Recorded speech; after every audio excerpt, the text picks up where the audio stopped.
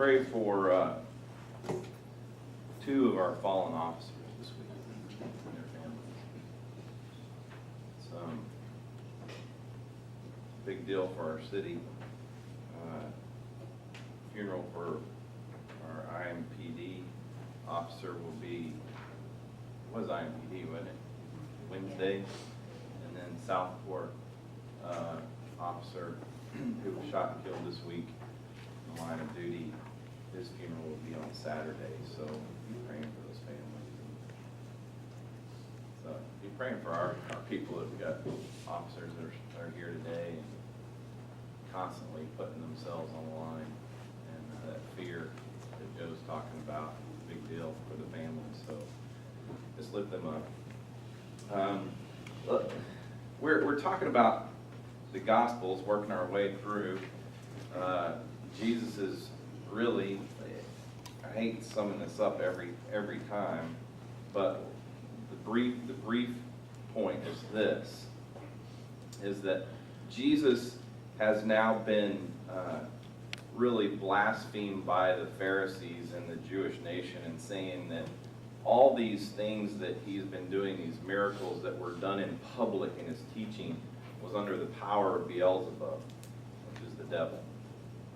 That he's got evil in him. And so once they blaspheme the Spirit to his face, he basically cut them off from hearing the truth, hearing the gospel message. And we can clearly see that his whole ministry changes at that point, once they've done that.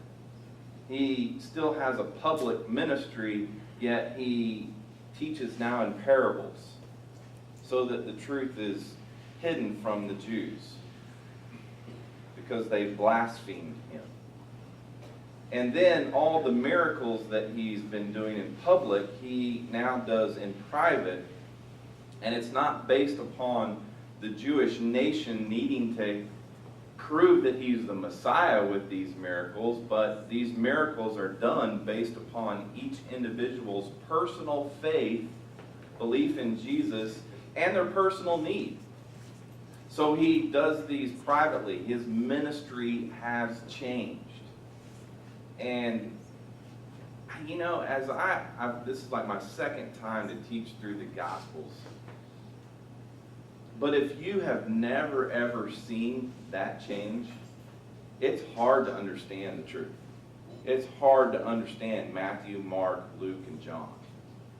Because it doesn't make sense why he tells some not to say anything, and then he tells others to go and say things. And we'll get to that a little bit this morning. But I'll pick up where we left off.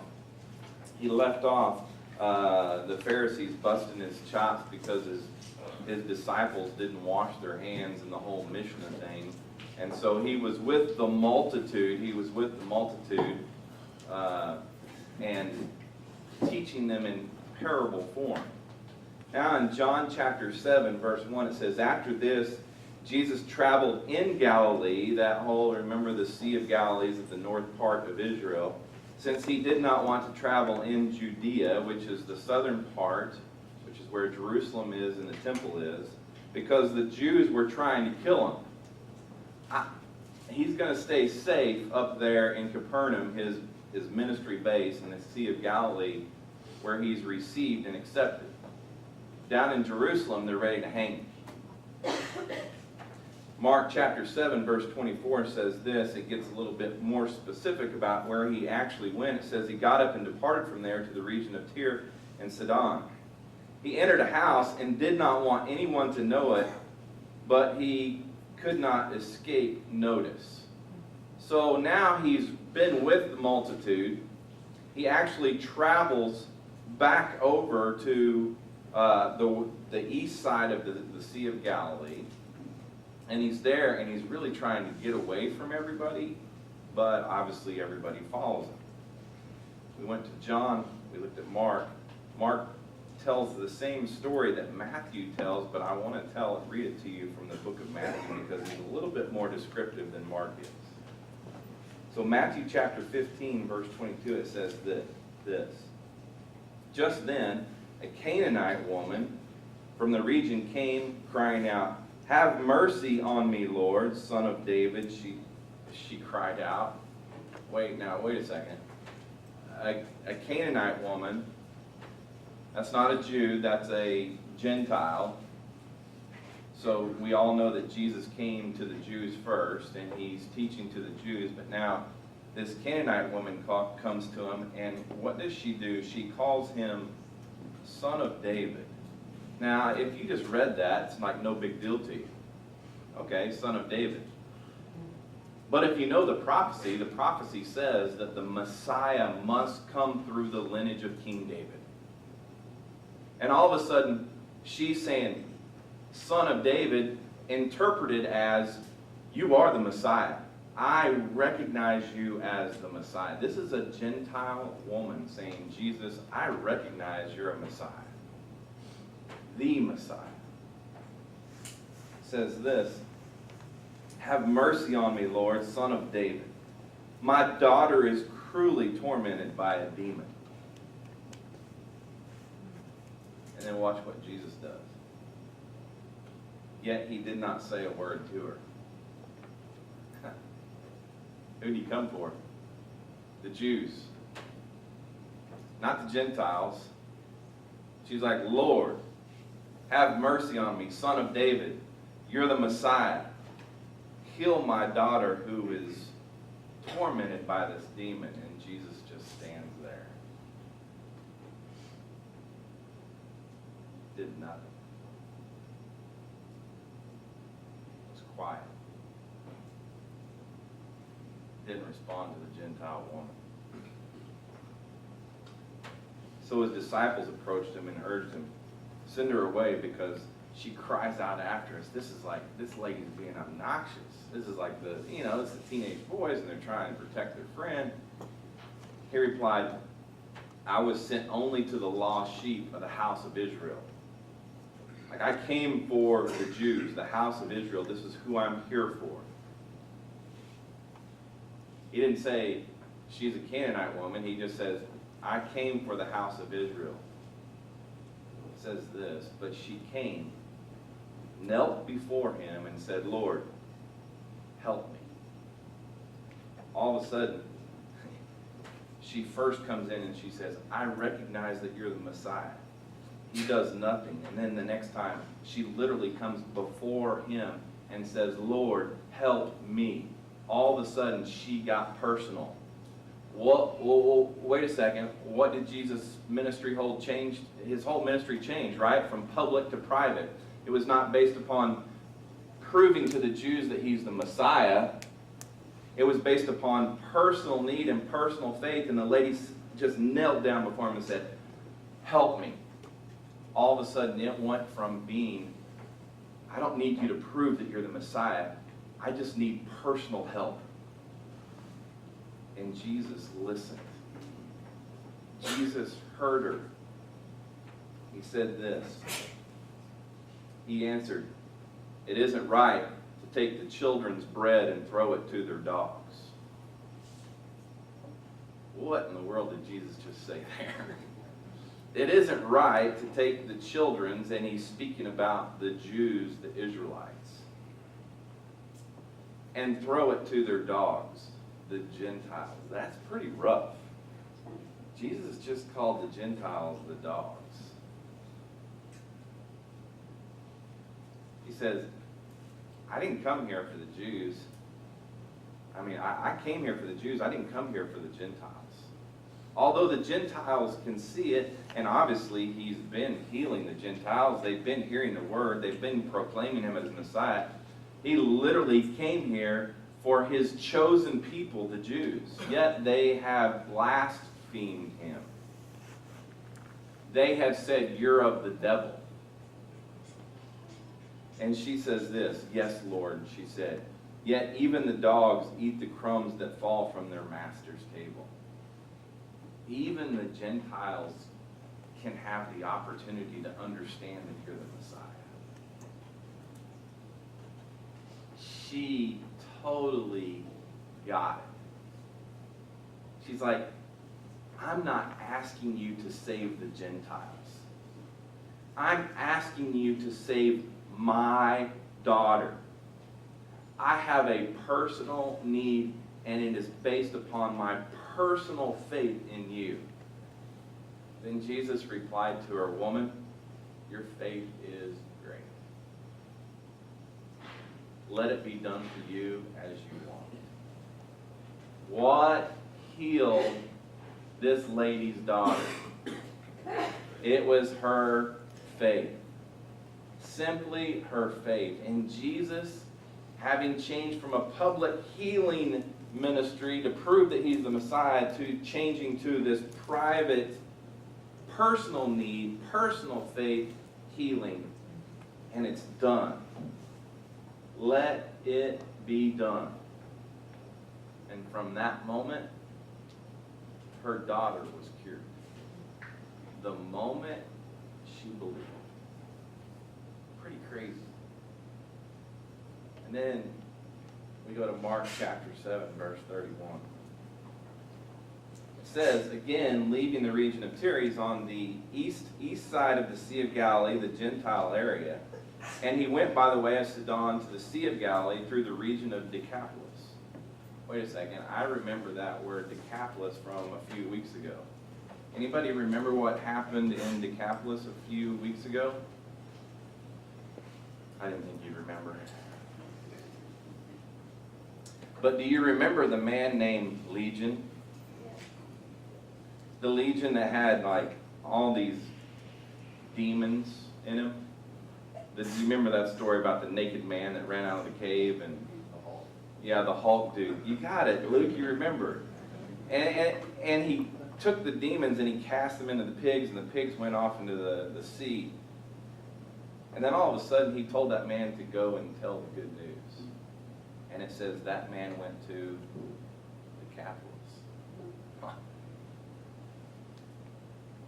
The dude that nobody wanted to be around got cleaned up, heard the good news, believed in Jesus, and all of a sudden he started this ministry in Decapolis. Now does it make sense?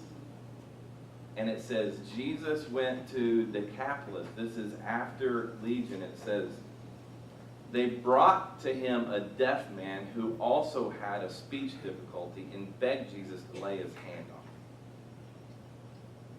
So what does Jesus do? He took him away from the crowd privately. If you never knew this, you just read right over it. Jesus took him out of the crowd, the public scene, took him privately and says, I'm going to heal you behind closed doors. After putting his fingers in the man's ears and spitting. It's awesome. You know, I truly believe that as Jesus faced these different healing opportunities, that he truly never knew how the Lord, his Father, was going to work through him. He's listening to his Father, and his Father says, stick your finger in his ear and spit. Every day was a new adventure for Jesus. How am I going to heal him today, Dad? What is it that I have to do? And it says, he touched his tongue. Then looking up to heaven, he sighed deeply and said to him, Ephphatha. That is, be opened.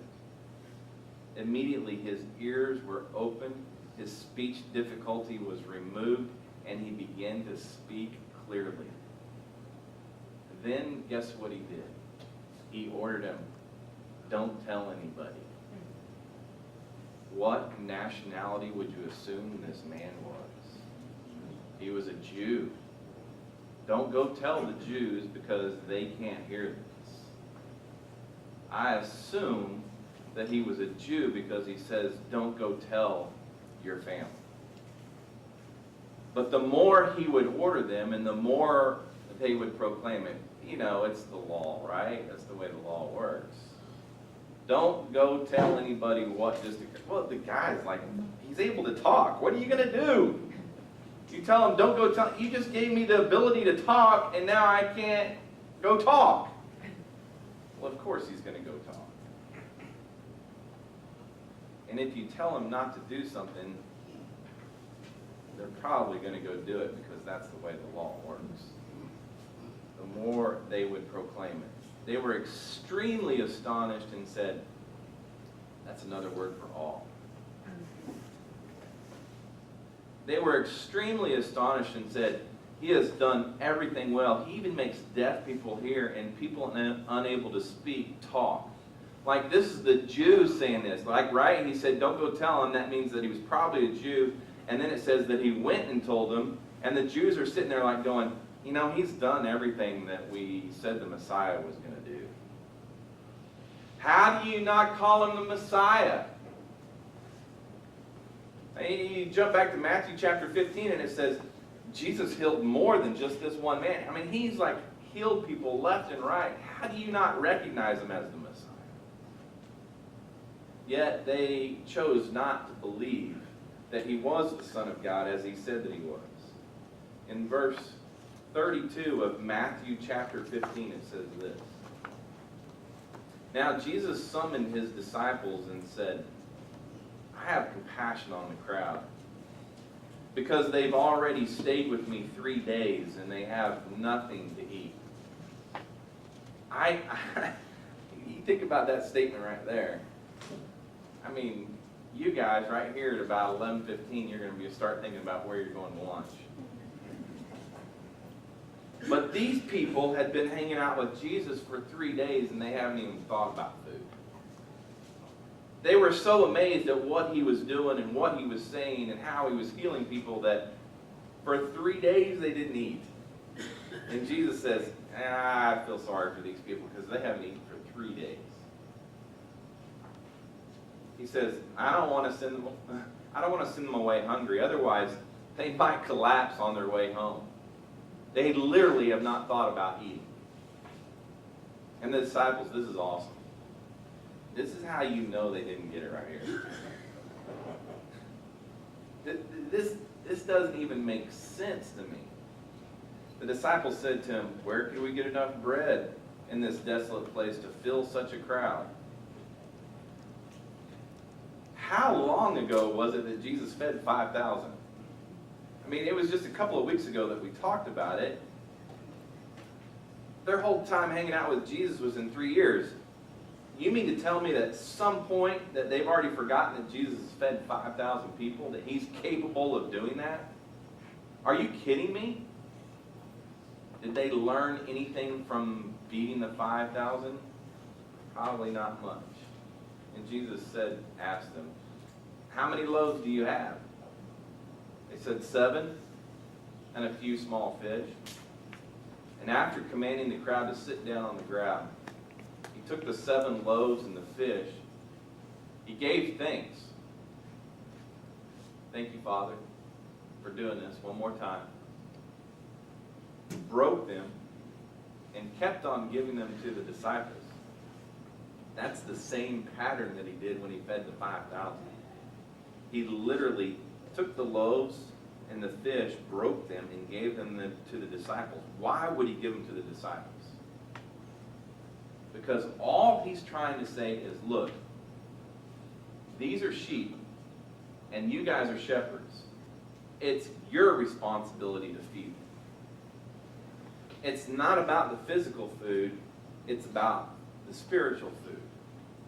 And I just want you to understand, you're the ones responsible. I'm giving it to you, the disciples, and they give it to the people to feed them. It says, and the disciples gave them to the crowds. They all ate and were filled. Then they collected the leftover pieces, 7 large baskets full. I mean, I don't know how long that took to collect 7 baskets full of bread and fish. But obviously, you go, why do they even report that? Why did they pick up the leftovers? The only thing that you can say is that they were just being good stewards of what the Lord blessed them. And then Matthew says, now those who ate were 4,000 men, besides the women and the children. So when you say the feeding of the 5,000, the feeding of the 4,000. Let's add women to that. Which probably doubles those numbers. And then you add it, what, average family has 2.5 kids or something like that.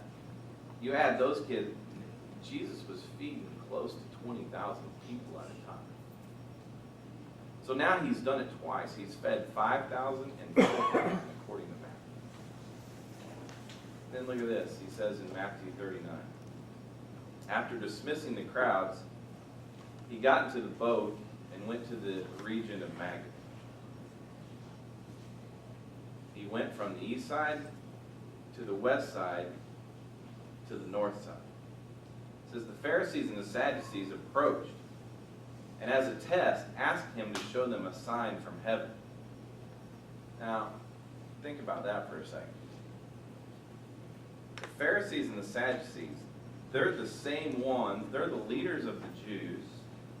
They're the rabbis, they're the teachers, they're the ones that have pretty much designated these messianic miracles. If the Messiah, if somebody does these miracles, then they most likely are the Messiah and will follow. Yet they're the same ones that accuse Jesus of doing these miracles by the spirit of Beelzebub, the devil. And so what did they ask Jesus to do? Can you show us a miracle that's a sign from heaven, not from hell? We know you can do miracles, but show us one that is a sign from heaven. What does Jesus have to do? Really, what does he have to do? He's already written them off and he answered them. When evening comes, you say, it will be good weather because the sky is red, and in the morning, today will be stormy because the sky is red and threatening. You know how to read the appearance of the sky, but you can't read the signs of the times. He's like saying, you guys are good weathermen. You can forecast the weather. Look, they were forecasting what the weather was going to do back there in Bible times. We do it with our phones now. But they literally were capable of doing it. He says, you can do the weather, but you literally can't see what's going on right before your very eyes. You can't see that everything that was taught all the way back from Genesis chapter 15, Genesis actually chapter 3, when he said the Messiah was going to come, that the prophets have said, this is what it's going to look like, this is how it's going to play out. It's played out exactly like that. You guys can forecast the weather, but you can't see that everything that's been said in the Scripture has been played out right before your very eyes. What's wrong with you? He says, an evil and adulterous generation demands a sign. He's talking about these Pharisees, these Sadducees, this generation that's saying, we don't believe you. You can't be the Messiah. And he says, it's this generation that's going to pay for it. And you know what?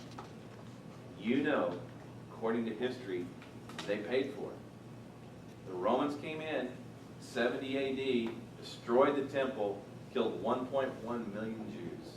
Because these Pharisees and Sadducees blasphemed the Spirit and said, you're not the Messiah. You can't even see the sign of the times. He said, an evil and adulterous generation demands a sign, but no sign will be given to it except the sign of Jonah. Remember, we talked about this a few weeks ago. Sorry to disturb your world, but I believe that Jonah actually died. He died when he was thrown overboard. The whale swallowed him, kept him for 3 days.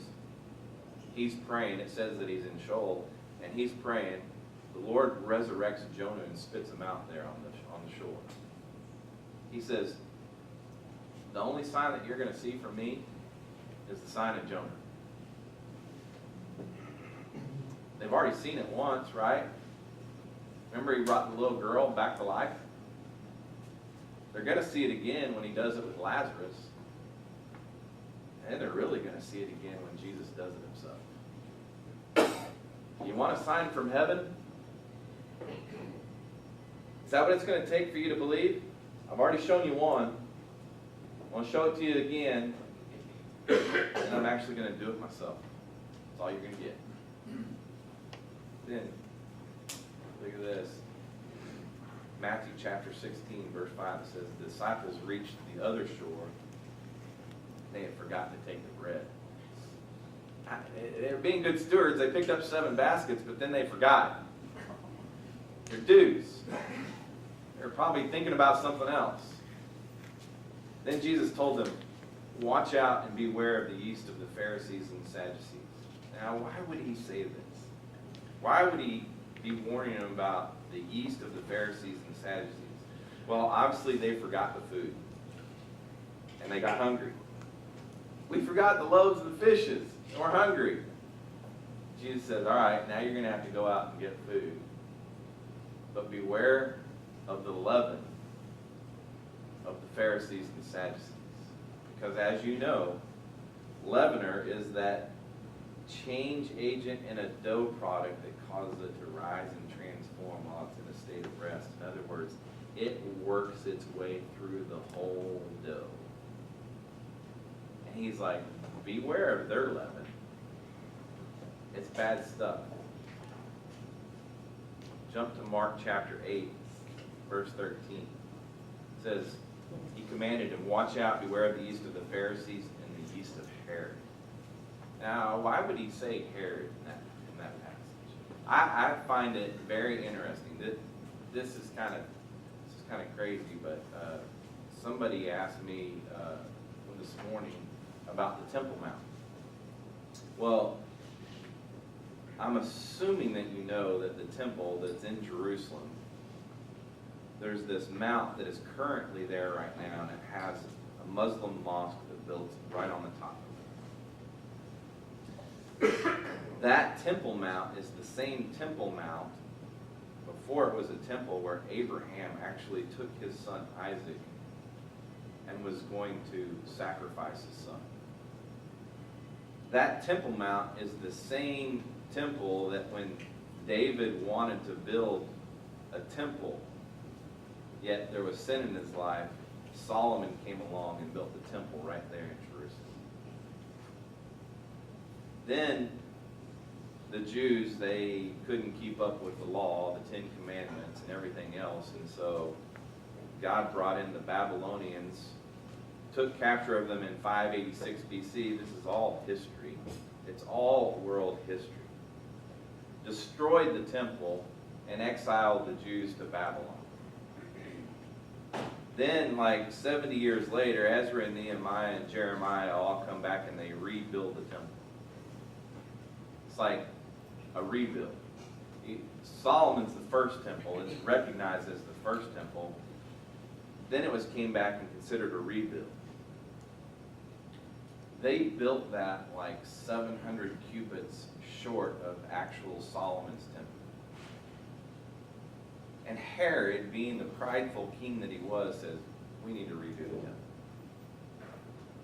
So Herod comes in and he literally reconstructs the whole temple.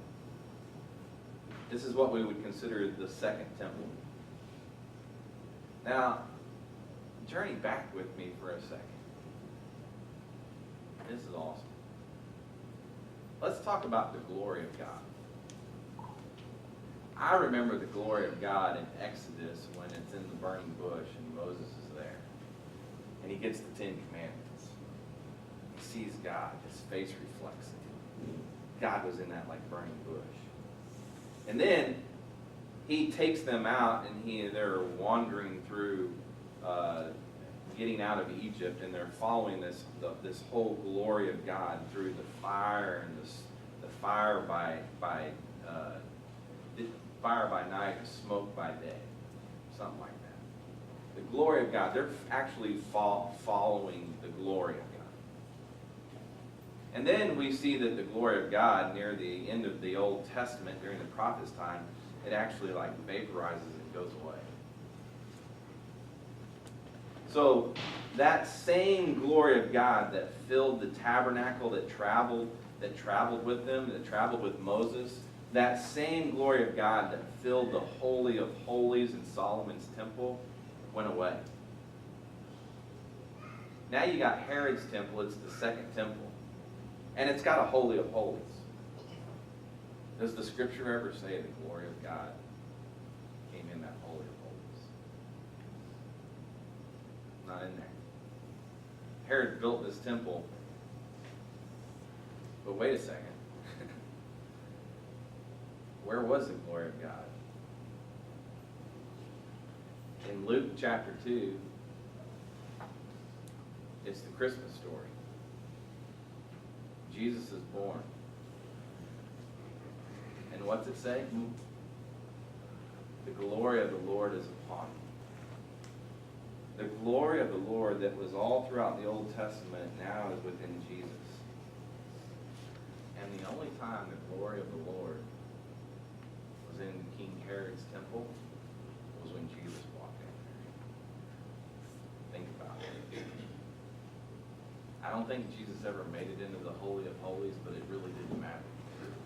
Because the glory of God, and King Herod and them never ever saw it. The Pharisees never saw it. The Sadducees never saw the glory of God there at all. And he's like, beware. Because they're going to teach you something totally different.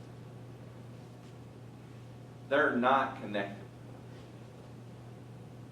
It's not the same teaching that Jesus was teaching. He says in verse 16, they were discussing among themselves that they did not have any bread. I'm hungry and there's no bread. Aware of this, he said to them, why are you discussing that you do not have any bread? Don't you understand?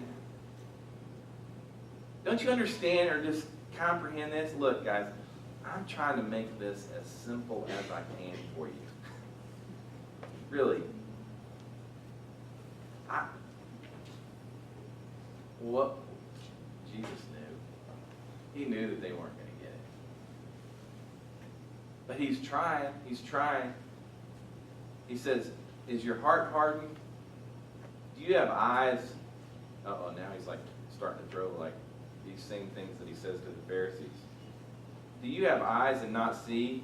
And do you have ears and not hear? That's the same thing that he keeps accusing the Pharisees and the Sadducees of. And do you not remember when I broke the 5 loaves for the 5,000? How many baskets full of pieces of bread did you collect? He's like, really, how can you guys forget what we've already done?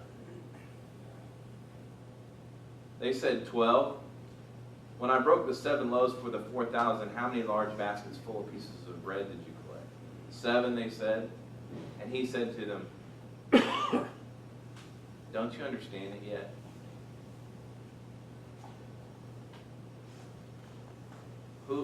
Whose responsibility is it to feed sheep? It's the shepherds. You guys, you've got to see this. You've got to see that you're the shepherds. I can't make this any simpler than our The gospel's meant to be simple. It says, then he came to Bethsaida. Bethsaida, they brought a blind man to him and begged him to touch him. He took the blind man by the hand and brought him out of the village. What? Took him by the hand, brought him out of the village, and said, this is private. I'm going to do this in private. Spitting, here we go again.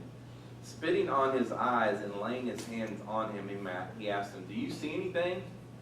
And he looked up and he said, I see people.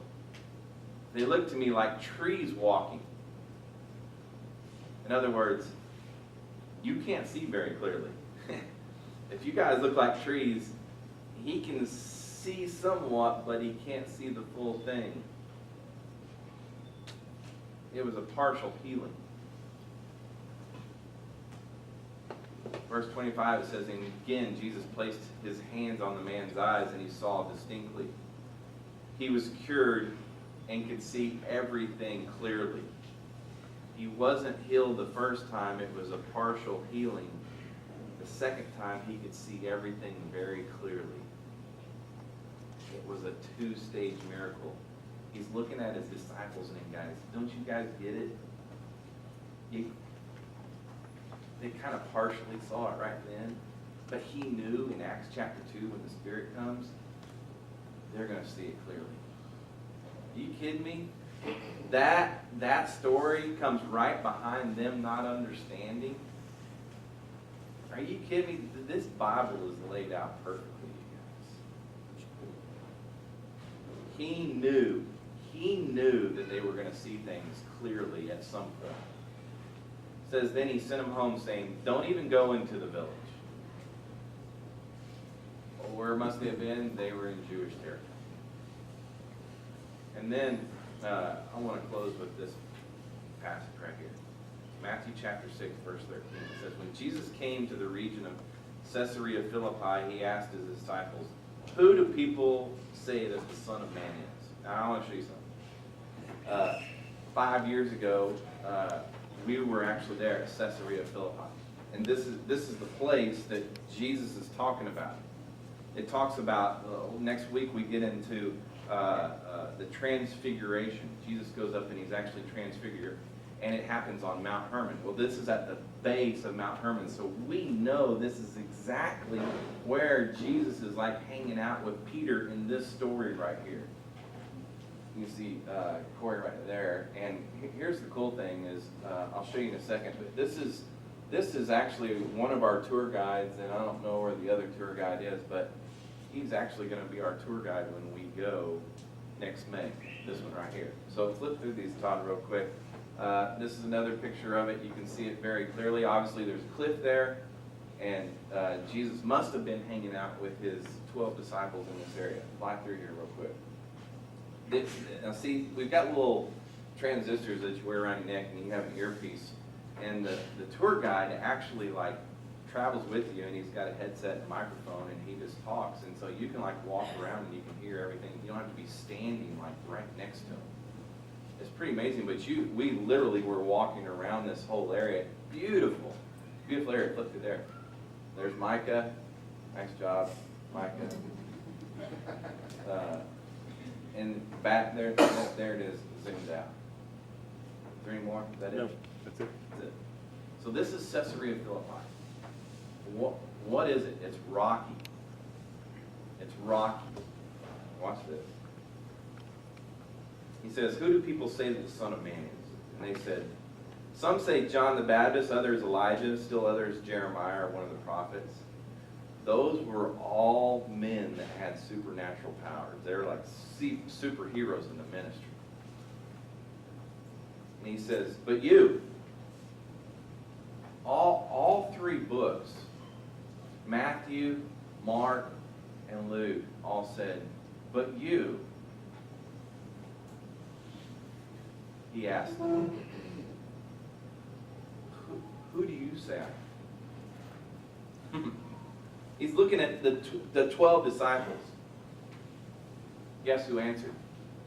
Peter. Simon Peter answered, says, you are the Messiah, the Son of the living God. He sees it, right? He sees it. He calls him the Messiah. He's the Son of the living God. And Jesus responded, Simon, son of Jonah, you are blessed because flesh and blood did not reveal this to you, but my Father in heaven.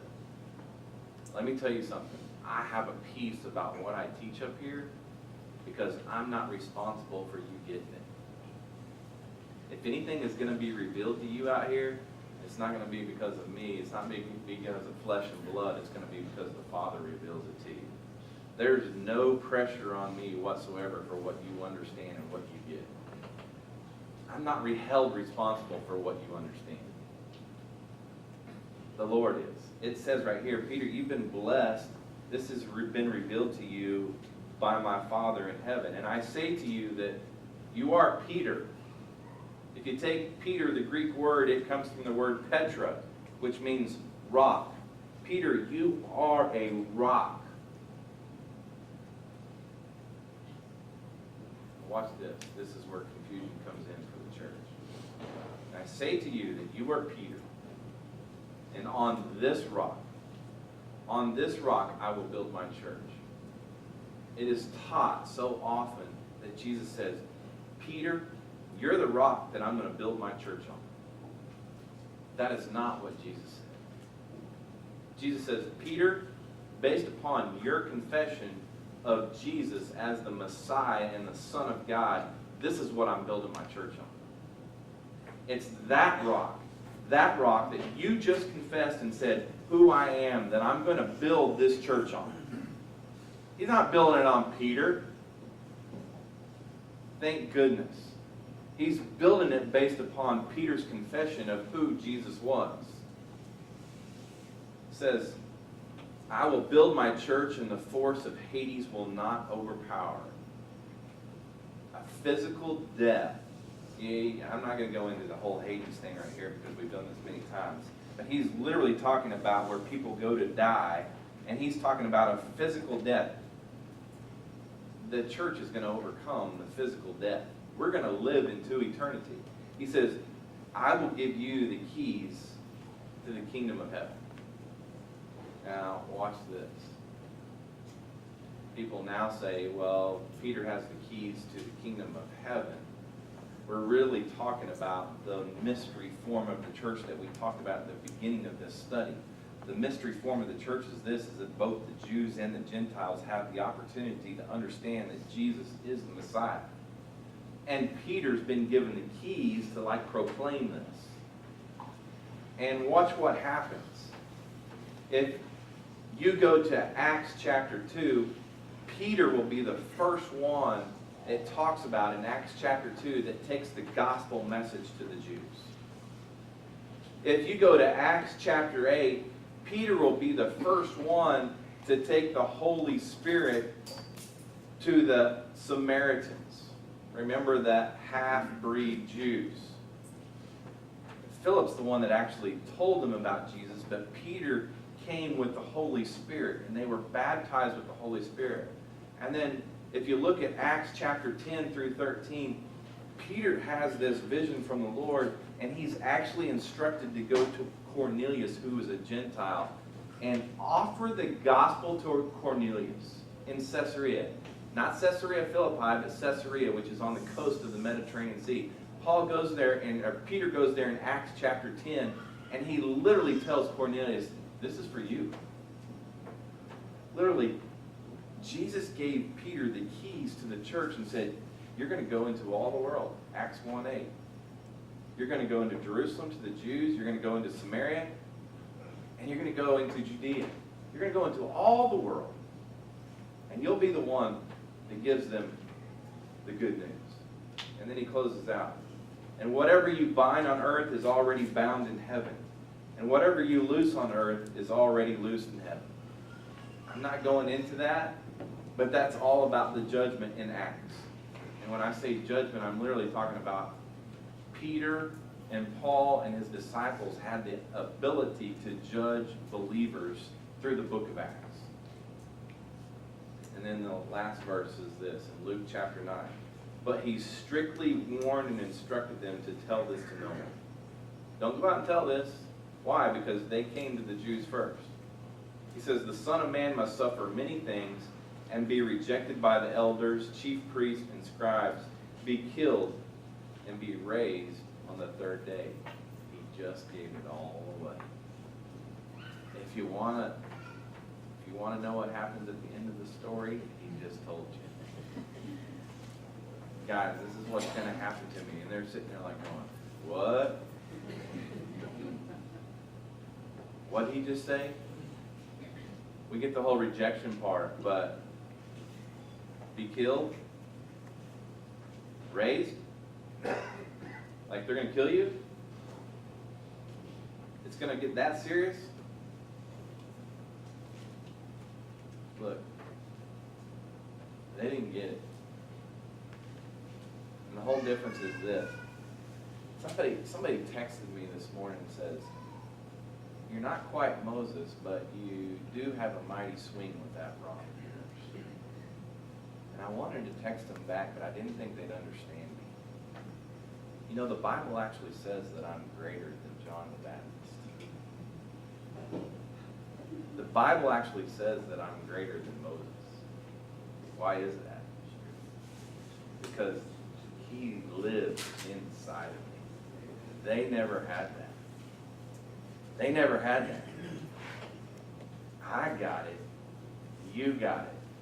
And it's that same Spirit that raised Jesus from the dead that lives in my mortal body that reveals truth to me, that teaches me, that allows me to teach up here and allows you to understand it and allows you to talk about it through.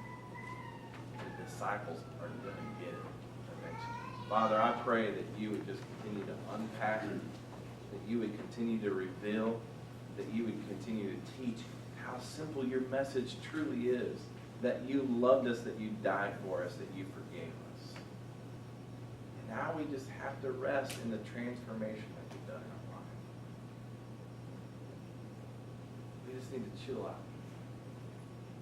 We just need to be. And through us being, you'll do amazing things. So Lord, I pray that, not only for my friends, but for me as well. And I pray this thing